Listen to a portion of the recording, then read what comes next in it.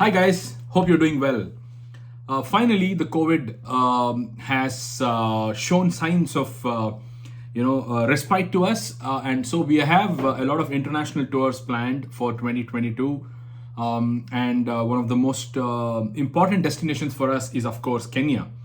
And I have just put together a few departures in place and schedules in place, and I'd like to take you through some of my plans for 2022.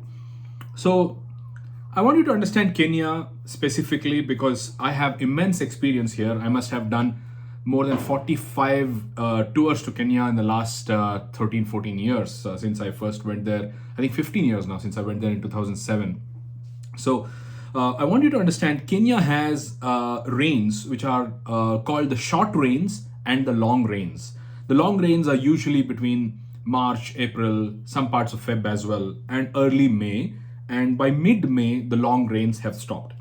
So if you understand the Western travelers who come to Kenya, they come usually during America's summer, which is July, August, and sometimes even in September, which is what we can call as Kenya's peak season, which means the crowd is mostly the Westerners, and then there is a lot of business which is buzzing there also because of a natural spectacle which you all may know, which is called the Great Migration.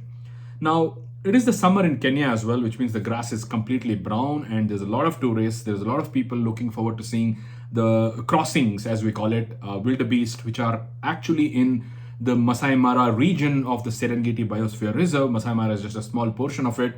If you realize, they keep traveling throughout the Serengeti ecosystem, and during the months of July, August, September, they are predominantly in the Mara, which is why it's the peak season of Mara.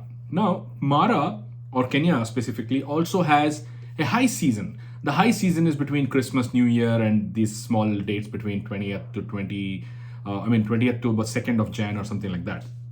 Now, the rest of the season is what we can call the low season.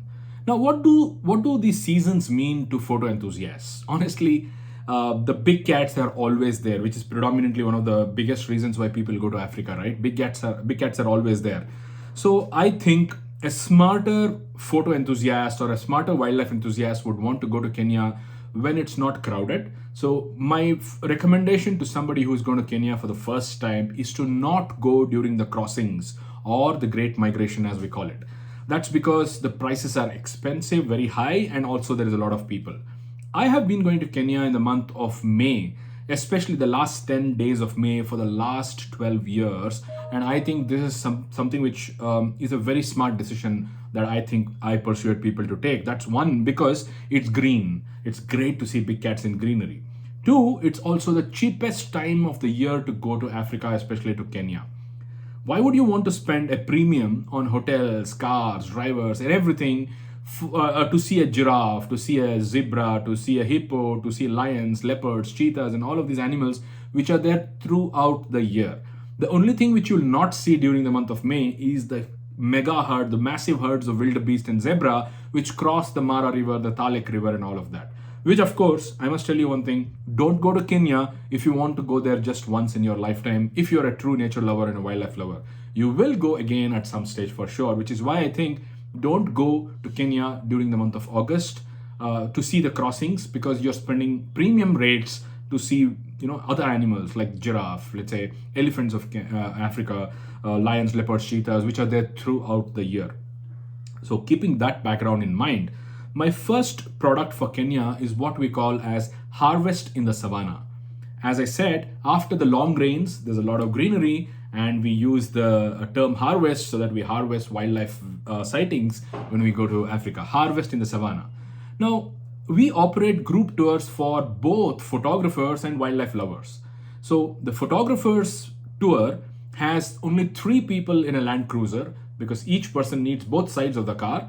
And a non-photography group tour, which is what we call the Toehold Outdoors, has 6 people in a Land Cruiser. Why do we need 6 people in a Land Cruiser? Because we want to optimize on costs. These tours are cheaper. These tours are meant to view wildlife, for which you don't need more space in the car, you don't need a window, you don't have a 500 mm lens always. And that's what we have specifically designed for wildlife enthusiasts. If you're a photography enthusiast and you want to take pictures like a serious photo enthusiast, don't go to the non-photography group tour, but you should come to the photography tour. Now, one of the biggest differences between a group tour and a wildlife photography tour is, in a wildlife photography tour, the design of the tour is done in such a way that it's photo friendly. The skipper's job is to not just show you a cheetah or a leopard, but also instruct you, give you information, review your pictures, and do a lot of those kind of things. So guys, two kinds of trips to Africa. One is a photo tour, which is also of course a group tour, but meant for photographers. One is a wildlife group tour, which is not meant for photographers. Of course, if you want, you can carry your camera, but you will be in the company of more people in a car because the costs are meant to be like that. You can call this a budget version of a photo tour without the photography instruction and the skipper service and stuff like that.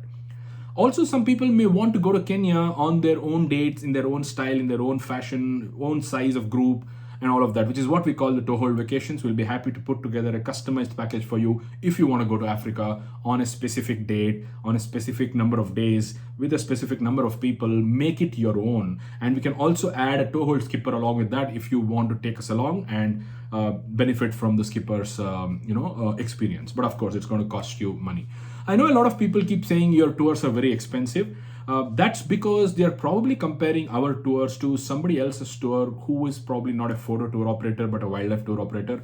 You have to compare the number of days, what kind of lodges we stay, what kind of what number of people are there in a car, how many hours in a day are you allowed to do safari, where do you stay in the national park, are you staying inside the jungle, are you staying outside the gates? So many variables. It's not just the price, guys.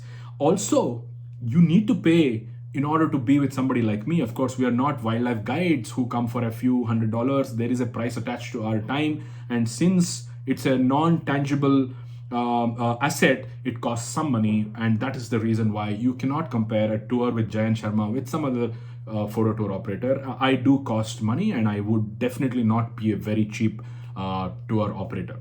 We also have a tour called the Big Cat Week.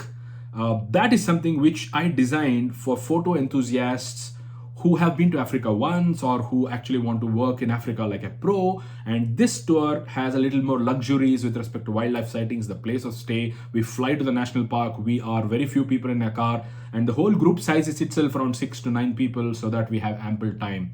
And this is a group which happens 2 times a year, once in the month of June, once in the month of December.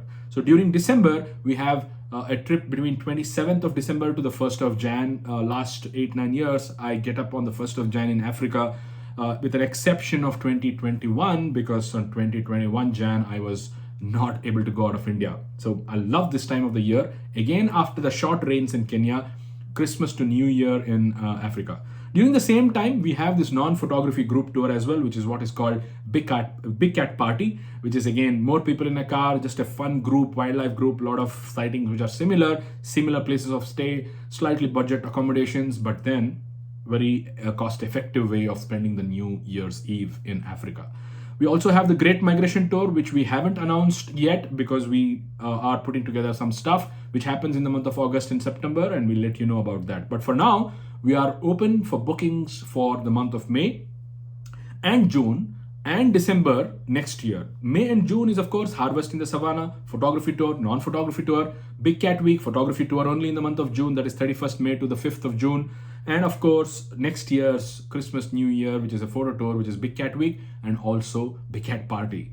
That was a lot of information about Kenya. If you have any questions, please let me know. I'll be happy to answer it. And looking forward to take many more people to Africa. You must remember, even if you cannot go on a photo tour, if you find the photo tour expensive, if you feel you are not a photographer, you can go on the group tours, which is meant for budget travelers. Also, if you want, we can custom make or tailor make a Kenya tour for you specifically. So I hope that was interesting information about Kenya. Let me know if you have any questions.